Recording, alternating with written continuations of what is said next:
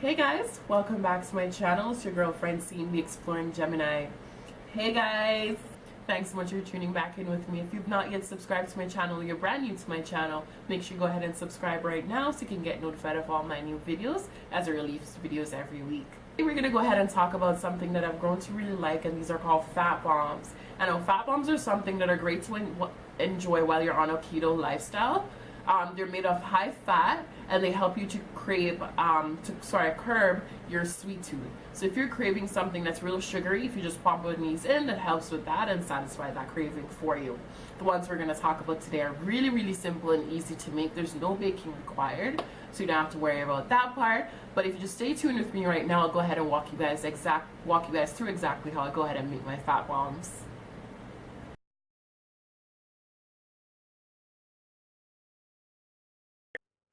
So guys, I'm just gonna get right into it.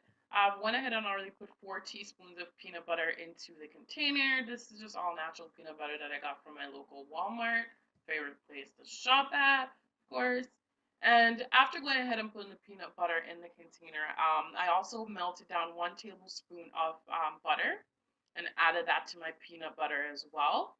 On top of adding the butter to the peanut butter, I went ahead and added 2 teaspoons of or vanilla extract. You can use artificial, you can use all natural, it's totally up to you. I just got this one brand new when I went to Jamaica the last time, so I decided to definitely just go ahead and use it and make use of it since I have it currently in my cupboard. On top of that, I went ahead and used all natural cocoa powder. In this cocoa powder, I'm just going to use 2 tablespoons of cocoa powder. Mind you, you can use how much you want. You can use a little bit less, or you can use a little bit more. It's totally up to you. But I only went ahead and used 2 tablespoons. So you just want to go ahead and take that and add that to the container with the rest of the ingredients as well.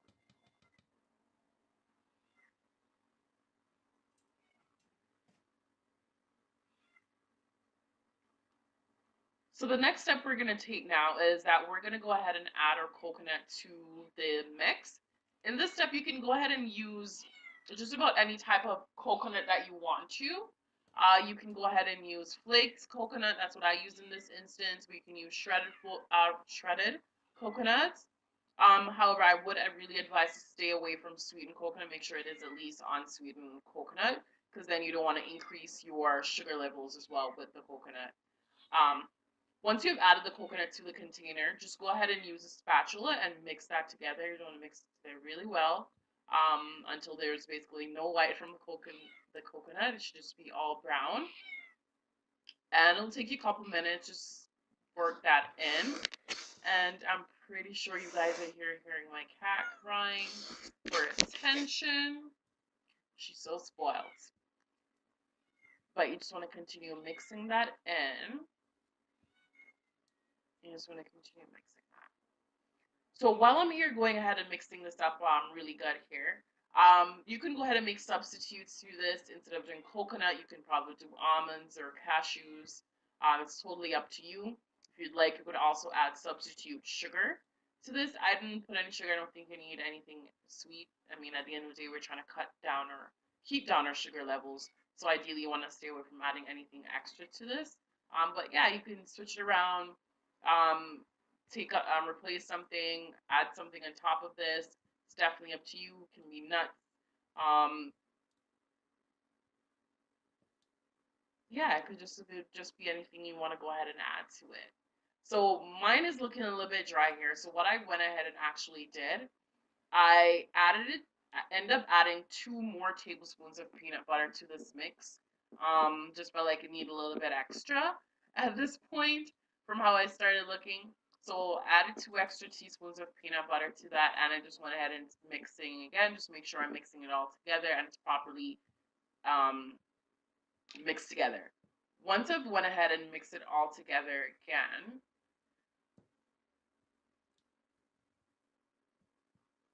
okay, so we're just going ahead and mixing that together to give it that final mix. I'm going to make sure everything is just blended in properly. There's nothing left out. Everything is just evenly distributed throughout.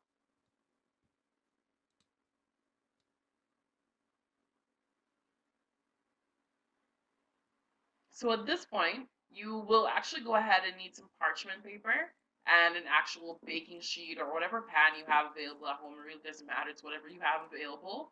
But the parchment paper is really a good touch to have. So you just want to lay a piece of parchment paper down into a baking sheet or a baking pan.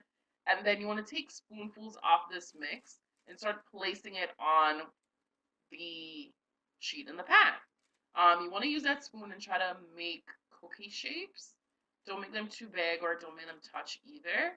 We just want to make them thin enough that they are able to have some resemblance to a cookie.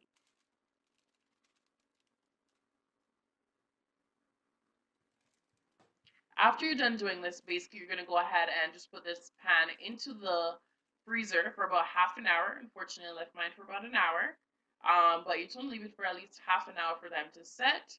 And that way you can remove it from the freezer and the pan and put it into an airtight container and keep it into the freezer for as long as you would like.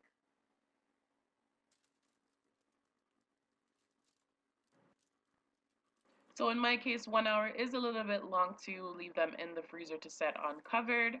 Ideally, you want to leave them in the freezer to set for about half an hour to 45 minutes. After setting, just go ahead and remove the cookies from the parchment paper and put them into an airtight container. In an airtight container to have them for the future. Ideally, I leave mine there for max for about a month or so. So guys, that is how I go ahead and make my peanut butter chocolate coconut no-bake cookie fat bombs. Well, it was easy, wasn't it? It's simple and easy to go ahead and make them, and they're great to enjoy on a day-to-day basis. You can eat them every day if you like, or every other day, or use them as treats. It's definitely up to you, but it's just to help your body stay in ketosis and kill those sugar cravings because we don't need those. Okay, so if you have any questions, definitely leave them in the comment section below. If you've tried this recipe in a different way and you've added something to it, substituted something, definitely leave in the comment section below so I can try it out myself. Like this video as well. If you've not yet subscribed to this video, go ahead and subscribe to the video right now so you can get notified of my next videos. And thanks so much guys for tuning in with me today, and I'll see you guys all in my next video. Bye.